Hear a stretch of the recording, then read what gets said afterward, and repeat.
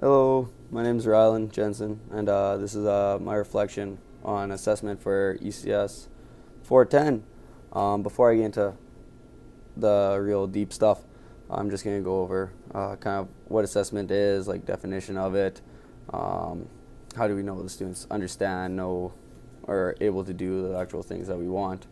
So first of all, just a general definition of assessment. Is that it's the process of documenting, usually in like measurable terms, knowledge, skills, attitudes, and beliefs. So if we take that and we put that into educational setting, we're really assessing what the students know, the process of learning, and then what they end up with at the very end.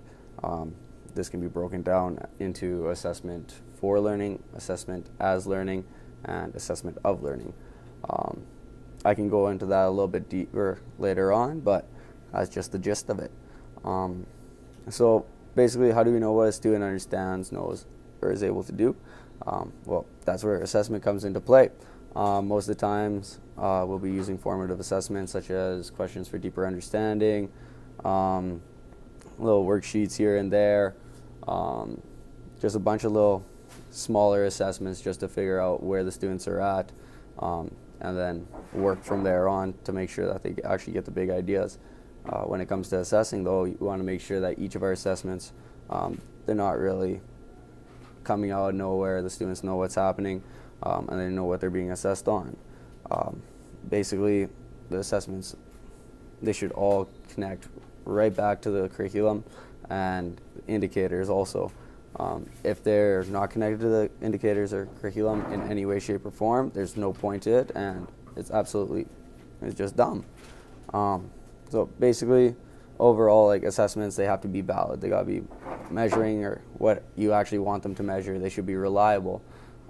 So again, like you don't want something that will be like can be like easily taken in as something that you don't want or up to really the debate of whoever's writing. You want the assessment to be transparent, so no hidden agendas. Students need to know exactly what they're going on. Authentic. You want it also to be as relatable to the real life experiences as they can. If you're assessing them on just something that they're never going to do in life or has no relation to what they actually are going to be doing in their life, why would they do it? As I said before, like one of the things for formative assessment is questioning for deeper understanding, and so in our assessment we should have it to promote the deeper learning at the higher levels of Bloom's, or yeah, no, not Bloom's, or yeah, Bloom's levels of understanding, cognitive understanding. You want to hit the HOTS, the higher tier intellects, or higher thinking intellects, or whatever, rather than the lower order ones. Basically, it should be fair and equitable. We got to make sure that our students, yes, every student has to show the same thing, but equitability is where our students, like, they might need to show it in a different way. So if I can't write down, or my writing is really terrible, but I'm very like capable of orally transmitting the information or my understanding, that's a valid way as long as still hitting the same criteria as the other tests. Basically, that's a nice little overview of assessment. Personally, my assessment philosophy prior to this class was very based on the end result, focused on like if they made it, if they hit the outcome, if they hit the indicator, if they didn't. And it was didn't really focus on the process of learning or the differentiation of assessment.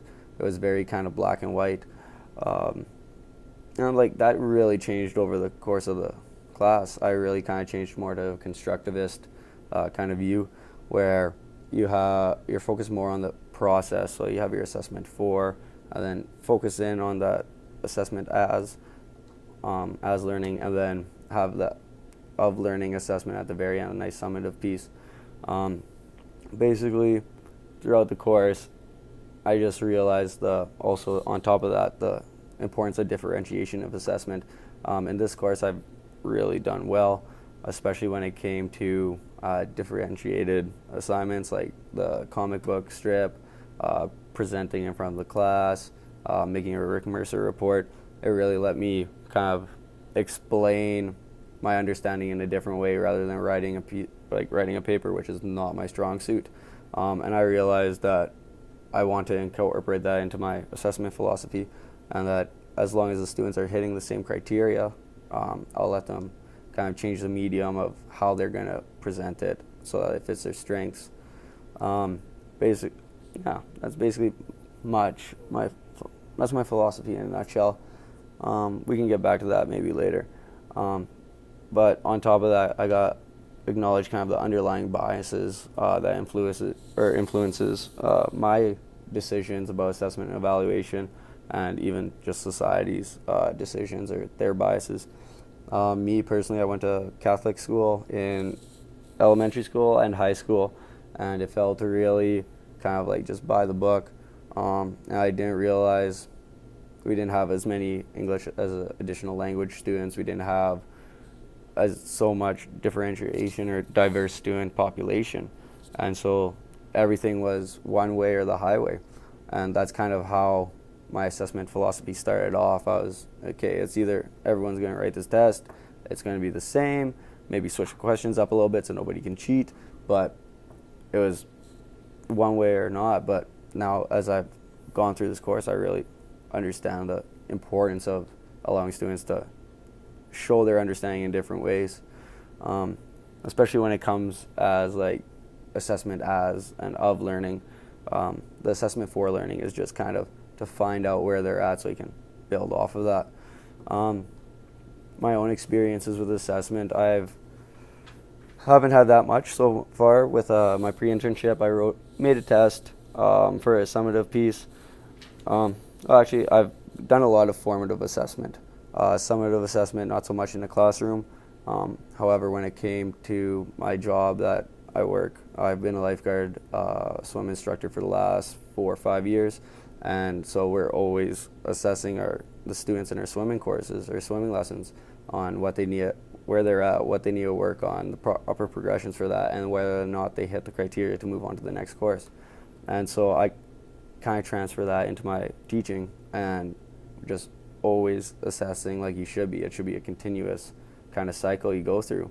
When it comes to just like the role of non-traditional forms of assessment, you got to make sure that it's still applicable, reliable, equitable, transparent. You want all those qualities that you need in a good assessment to be valid or there in the non-traditional. As long as an assessment can be any type of end product you want, as long as it clearly hits the criteria and the students know what it's supposed to hit. As long as it does that, I believe it's perfectly fine. When it comes to formative assessment, there's a couple of things that, as it's always continuous, and it should lead into a summative assessment at the very end. The one thing I've really thought about is self-assessments for students and peer assessments. I really think self and peer assessment should be just a piece of formative assessment for the student to reflect on their learning. And then as a teacher, the educator, you would take that in, and then you could give feedback to the students, be like, hey, why do you think that? Why do you think you had an 8 out of 10? And then I'm like, okay, well, I think you had a 7 out of 10, and then give them the background, give them feedback on that, and then kind of work out that, and then you can kind of go with a mark from there. Same with, especially in physical education, there's a lot of people giving participation marks out there, which is, no, it's not connected to the curriculum at all. It's not seen in any of the indicators, which I have a real issue with. Same with fitness testing in physical education. Some people use it as a summative piece, or they say it's a formative piece to start off, but then they use it as a summative piece, marking the progress between the two. Really, students should be able to make their own plan and follow through with it, and it doesn't have to have fitness testing in any way, shape, or form there.